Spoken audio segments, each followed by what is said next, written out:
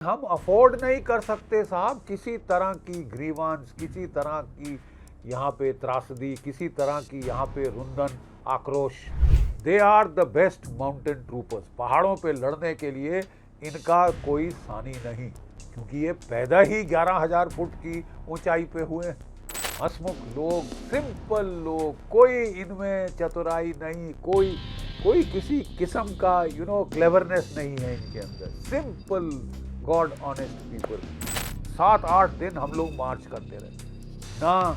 ये special equipment था, special ECC clothing, camouflage, boot suit, special sleeping bag, कुछ नहीं था। वही पुराना घिसा पिटा 1962, 65, 70 का जो स्लीपिंग बैग भारी भारी और वो सब कुछ थे, वो पीठ पे लाद के 30-40 केजी हम लोग चल रहे थे। तो मेरा ख्याल या तो हम लद्दाख स्काउट के लिए अलग करें, कुछ भी करें, लेकिन हमको वो ये भी देखना पड़ेगा कि जो मीन्स ऑफ लाइवलीहुड ऐसी सेंसिटिव स्टेट में था वो कमज़ोर ना पड़े। लद्दाख के सीमांत प्रदेश में हिंसा।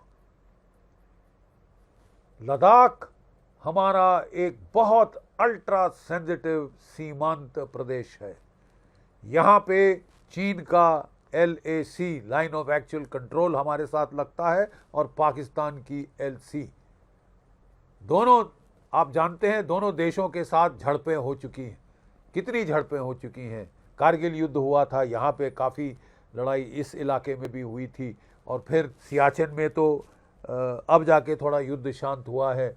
2020 में तो चीन की इंट्रूजन यहाँ पे शुरू हो गई थी और कितना भारी एस्केलेशन हुआ था। 60-70 हज़ार ट्रूप्स भारत की तरफ से, चीन की तरफ से डिप्लॉयड थे। Tank shank, Rafale fighter, missile, सब कुछ यहाँ लग गया था। असला तकरीबन युद्ध की हालत आ गई थी। तो कहना मैं ये चाहता हूँ कि ये इतना सेंसिटिव रीजन है कि हम अफोर्ड नहीं कर सकते साहब किसी तरह की ग्रीवांस, किसी तरह की यहाँ पे त्रासदी, किसी तरह की यहाँ पे रुंधन, आक्रोश इस भोली भाली जनता में। लद्दाख के नोनूज, लद्दाख के शिया, बिलीव यू मी, यकीन मानिए मेरा, मैं लड़ चुका हूँ कारगिल में, मैं लड़ चुका हूँ लद्दाख में, मैं रह चुका हूँ। तो इनसे ज़्यादा देशभक्त लोग मैंने पूरे भारतवर्ष में नहीं देखे। They are the best mountain troopers. पहाड़ों पे लड़ने के लिए इनका कोई सानी नहीं, क्योंकि ये पैदा ही 11,000 फुट की ऊंचाई पे हुए हैं और इनको कोई एक्लेमेटाइजेशन की ज़रूरत नहीं। सियाचिन चढ़ जाते हैं, ये चढ़ जाते हैं। Best mountain troopers in the world. मैं बहुत इनके साथ नौकरी की है, नोनूस के साथ। लद्दाख स्काउट्स में नोनूस हैं, कोई 11-12 पलटने लद्दाख स्काउट्स की हैं हमारे। आधे तो वो लद्दाख स्काउट की फ़ौज में हैं ये लोग, और बाकी हमारी बॉर्डर रोड्स पे काम कर रहे हैं कितने सारे।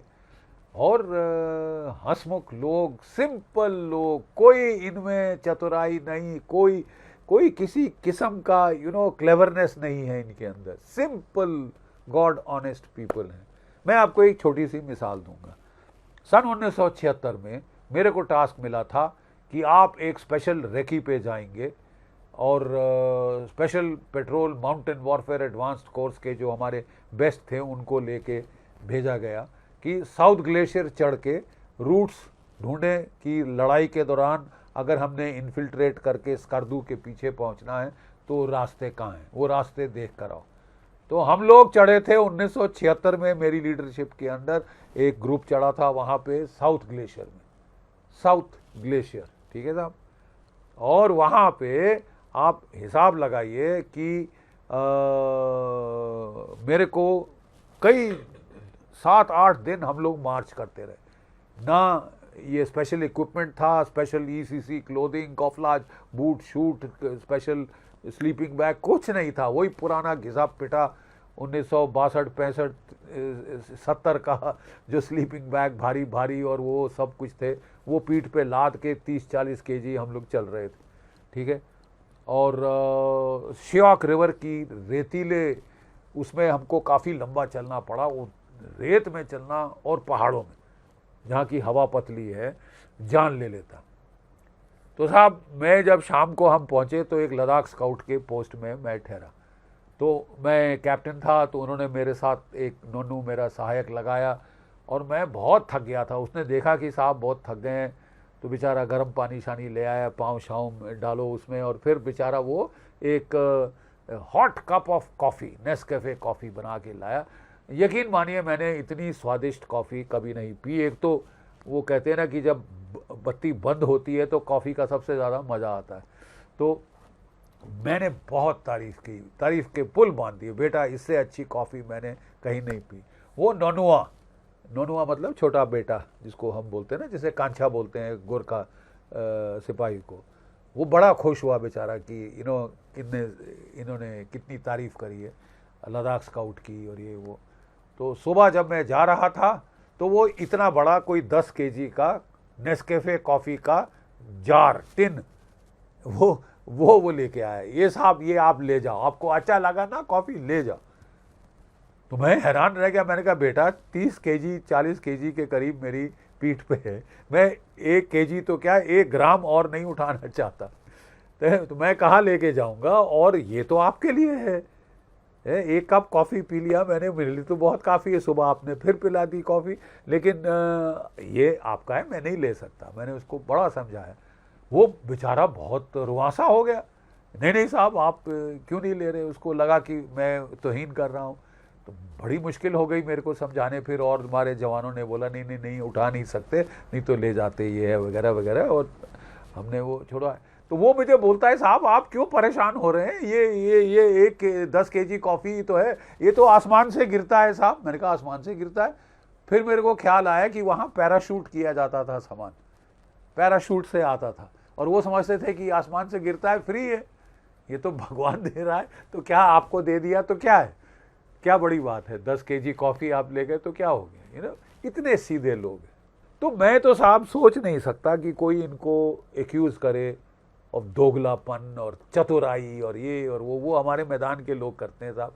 ये पहाड़ों में मैंने बहुत कम देखा, सच्ची मैं कह रहा हूँ। तो इसलिए मेरे को तो बहुत धक्का लगा जब मैंने आज देखा कि वहाँ पे रॉयट हो गई है लद्दाख के लेह के अंदर, अगजनी हो गई है साहब। 4 लोग मारे गए हैं, 70 लोग घायल हुए हैं लद्दाख में, Shangri La of Ladakh, Buddhist peaceful people. ये कैसे हो गया साहब, ये हुआ कैसे है। How can we afford it. हम अफोर्ड नहीं कर सकते साहब कि इतनी sensitive ultra sensitive border area में इस टाइप की हिंसा हो जाए, इतने लोग नाराज हो जाएं। वहाँ चीन एक तरफ गर्म सांसें उसकी आ रही, दूसरी तरफ पाकिस्तान की, और वहाँ की जनता का विश्वास अगर हमसे हट गया या वो उनमें आक्रोश आ गया या उनमें ग्रीवेंसेस आ गई, तो how can you afford it. अब 2 स्कूल्स ऑफ थॉट हैं साहब। एक स्कूल ऑफ थॉट है साहब नहीं नहीं नहीं साहब ये इतना आसान नहीं है। आप देख रहे हैं किस तरह अमेरिका की CIA पहले बांग्लादेश में तख्ता पलट किया, फिर नेपाल में तख्ता पलट किया, श्रीलंका में तख्ता पलट किया, अब वो लद्दाख में करने की कोशिश कर रहा है। और कौन लोग कर रहे हैं, वो CIA के पैसे आते हैं मार्क्सेसे अवार्ड के ज़रिए, और ये जो सोनम वांगचुक जो ये लीडरशिप कर रहा है वो मार्क्सेसे अवार्ड मिला हुआ है, फॉरेन फंडिंग हो रही है, NGO है, वहाँ से पैसे आ रहे हैं, और वो सोशल मीडिया पे वही भड़काऊ बयान, वही जेन ज़ी जो श्रीलंका में, इंडोनेशिया में, फिलीपीन में, नेपाल में, कहाँ कहाँ नहीं साहब, वो अरब वो लद्दाख में। ये तो साहब बाहर वालों का हाथ है, और ख़ासकर हिंसा में बाहर वालों का हाथ है। ठीक है, तो इतना साहब सीधे साधा ना समझो वगैरह वगैरह, नहीं साहब मैं मानने को तैयार नहीं। लेकिन बात ऐसी है कि उनकी ग्रीवेंसेस तो है ना। देखिए दुश्मन कब फ़ायदा उठाता है, जब ग्रीवेंसेस फेस्टर कर रही हों। उस बहती गंगा में हाथ धोने के लिए 1150 दुश्मन बैठे हैं, कोई कमी नहीं गालिब दुश्मनों की। पाकिस्तान है, चीन है, अमेरिका है, अब दुश्मन के तौर पे आ गया है। सबसे बड़ा तंग करने वाला वो उभर कर आ रहा है। तो ज़रूर यकीनन उसका हाथ होगा साहब, यकीनन भड़काने में हाथ होगा।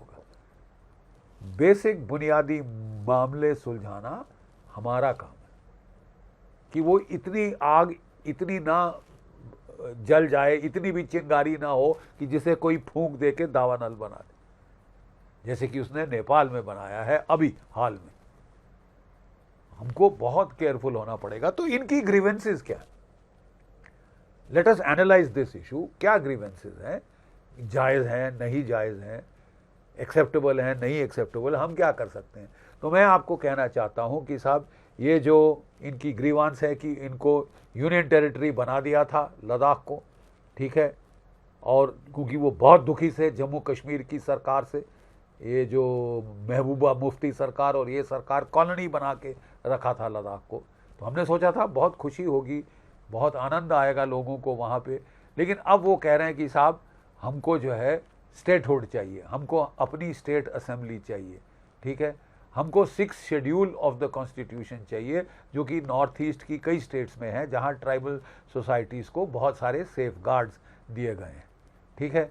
और भैया आपको यूनियन टेरिटरी दे दी है, वो कहते हैं वो तो है साहब, लेकिन हमने देखा कि जो नौकरशाह हैं, जो ब्यूरोक्रेट्स हैं, वो कंट्रोल कर रहे हैं। वो हमें कहते हैं तुम अनपढ़ लोग हो, तुम्हें क्या पता क्या तुम्हारे लिए अच्छा है, हम तुम्हें बता रहे हैं बिल्कुल ठीक है, सब ठीक है। ये उनकी ग्रीवेंसेस, ये मैंने लोकल से सुना है, लद्दाखियों से सुना है। Dangerous, very very dangerous. अगर इस टाइप की फीलिंग पनपनी, कोई हमारी सुनता ही नहीं है साहब, तो हम हिंसा ना करें तो और क्या करें, कोई तवज्जो ही नहीं देता। हम कितनी देर से फास्टिंग कर रहे हैं, गांधी जी की तरह उपवास कर रहे हैं, बट कुछ नहीं हुआ वगैरह वगैरह। ये डेंजरस है, इतनी हद तक जाना डेंजरस है। हाँ, क्यों हम ये नहीं एग्री कर सकते, हाँ, जबकि वहाँ प्रॉब्लम बढ़ रही है। वो कहते हैं प्रॉब्लम का एक सोर्स है high level of youth unemployment. एक तो साहब वहाँ पे वो आपके जो ये लड़के हैं सब लद्दाख स्काउट्स ज्वाइन करते हैं, वो लाइफ टाइम कैरियर था। ये अग्निवीर से तो साहब वहाँ फ़र्क पड़ेगा 4 साल की नौकरी, उसके बाद कहाँ जाएगा। तो मेरा ख्याल या तो हम लद्दाख स्काउट के लिए अलग करें, कुछ भी करें, लेकिन हमको वो ये भी देखना पड़ेगा कि जो मीन्स ऑफ लाइवलीहुड ऐसी सेंसिटिव स्टेट में था वो कमज़ोर ना पड़े। बॉर्डर रोड्स पे भी बहुत सारे काम कर रहे हैं ये लोग, वो अलग बात। तो high levels of youth unemployment, great social media penetration, ठीक है। और ये फीलिंग नहीं आने दे सकते साहब कि कोई सुन नहीं रहा, कि सेंसिटिविटी नहीं है, और जेन जी का इम्पेशंस है जिसको बाहर के लोग पूरा एक्सप्लॉइट करेंगे, कर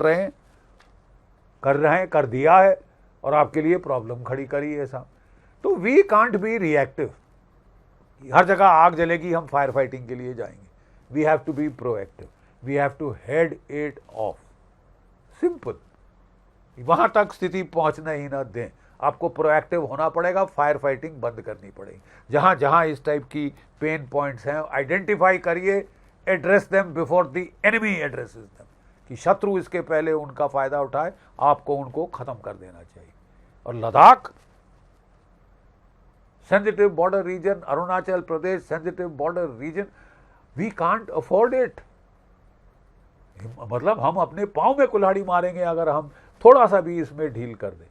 तो एक मेरे बहुत सारे मित्र मुझे कह रहे हैं, और उनके कथन में तथ्य है, वो मतलब बेकार बात नहीं कर रहे, फालतू बात नहीं कर रहे, कि डेफिनेटली साहब सोनम वांगचुक को मार्क्से से अवार्ड दिया गया है, उसको आइडेंटिफाई किया गया है बहुत पहले से, ठीक है साहब, उसको बाहर से फंडिंग आ रही है। तो क्या वो इसका मिसयूज़ कर रहा है? He cannot be allowed to do that, ठीक है। बट मेरा अपना ख्याल था कि ये इतना गया गुजरा इंसान नहीं है, ये एक इंजीनियर है, रेवोल्यूशनरी इंजीनियर है, अपने अच्छी नौकरी कर सकता था भारतवर्ष के किसी और नाइस एंड बिग सिटी में, लेकिन ये लद्दाख में काम कर रहा है। इसकी अच्छाइयाँ भी हैं, लेकिन अगर इसको बाहर वाले एक्सप्लॉइट कर रहे हैं then that has to be checked, that has to be checked. बाहर से फंडिंग आ रही है, नो डाउट। प्लेबुक बिल्कुल वही है जो कि श्रीलंका में देखी, बांग्लादेश में देखी, नेपाल में देखी। तो we can't be asleep at the wheel, हमको ये तो साहब एड्रेस करना पड़ेगा। वायलेंस किसी तरह से भी एक्सेप्टेबल नहीं है, इसलिए we will have to be very very careful. ये 6 शेड्यूल, और ये मुझे कई ब्यूरोक्रेट्स कह रहे हैं कि साहब ऐसा है कि हमको इंफ्रास्ट्रक्चर क्रिएशन डिफेंस के लिए करना ही करना है। तो ये जो सेंसिटिविटी टू इकोलॉजी ये इसके पहले कि हम लोकलों को दे दें, हमको अपना इंफ्रास्ट्रक्चर कंप्लीट करना होगा। हमारी रिंग रोड बन जानी चाहिए लद्दाख में। एक तो जो जाती है जम्मू कश्मीर, श्रीनगर, कारगिल लेक के होते हुए, दूसरी तो जा रही है हिमाचल प्रदेश से। अटल टनल चनल बन जाए, उसके बाद इकोलॉजी को हम वहीं पे फ्रीज कर देंगे कि साहब इससे ज़्यादा नुकसान नहीं। उसके पहले हम शायद नहीं कर सकते, ये हमारी विविधता है। ये ब्यूरोक्रेट जो हैं जो काम कर रहे हैं वो कह रहे हैं। और कि अगर हमने इनको दे दिया, हमको वहाँ स्टेट डिफेंस लैंड चाहिए, ये चाहिए, वो चाहिए, फायरिंग रेंजेस चाहिए, उसमें फिर अड़चन आ सकती है, प्रॉब्लम्स आ सकती हैं। अरे साहब, अरुणाचल प्रदेश भी तो बॉर्डर स्टेट है, वहाँ भी तो स्टेट है। अगर वहाँ स्टेट कामयाब हो सकती है with lots of tribal rights, तो लद्दाख में भी हो सकता है। We can find a solution. ऐसा तो है नहीं कि कोई सोल्यूशन है ही नहीं सिवाय कि इन पे गोलियां बरसाओ, गोलियां बरसा दो, मार डालो, CIA के स्टूजेज हैं। ना जी, मैं मानने को तैयार नहीं। लद्दाख के लोग बहुत पेट्रियाटिक हैं, बहुत पेट्रियाटिक हैं। खून बहाया है आपके लिए, परमवीर चक्र लिए हैं, अशोक चक्र लिए हैं। कितने, सबसे ज़्यादा तो एज अ एथनिक कम्युनिटी इनके पास होंगे परमवीर चक्र, अशोक चक्र, महावीर चक्र वगैरह। बहुत बहादुर कौम है, लड़ाका कौम है, अपने साथ रखना चाहिए। Even if we have to mollycoddle them, we should mollycoddle. जो सीमांत प्रदेश हैं उनकी पॉपुलेशंस को तो एक्स्ट्रा देना चाहिए, एक्स्ट्रा देना चाहिए। I am sure we will find the way out. मेरी उम्मीद है कि ये हिंसा अब यहीं ख़त्म गई और यहीं रुक गई। ये तो बिल्कुल क्लियर करना होगा साहब। और कुछ जायज़ है, लेकिन हिंसा नाजायज़ है और एक्सेप्टेबल नहीं है एक प्रजातंत्र में। और जितना हम इनके लिए कर सकते हैं हमको करना चाहिए और करना चाहिए। जय भारत, जय हिंद।